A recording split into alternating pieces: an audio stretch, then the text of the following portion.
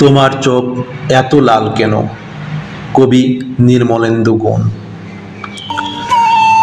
আমি বলছি না ভালোবাসতেই হবে, আমি চাই কেউ একজন আমার জন্য অপেক্ষা করুক, শুধু ঘরের ভিতর থেকে দরজা খুলে দেবার জন্য।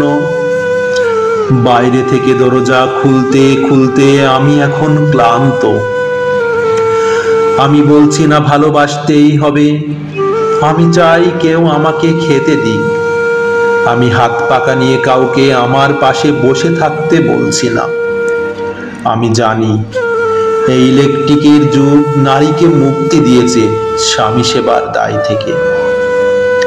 আমি চাই কেউ একজন জিজ্ঞাসা করুক, আমার জল লাগবে কিনা, আমার নুন লাগবে কিনা, পাট শাক ভাজার সঙ্গে আরো একটা তেলে ভাজা শুকনো মরিচ লাগবে কিনা।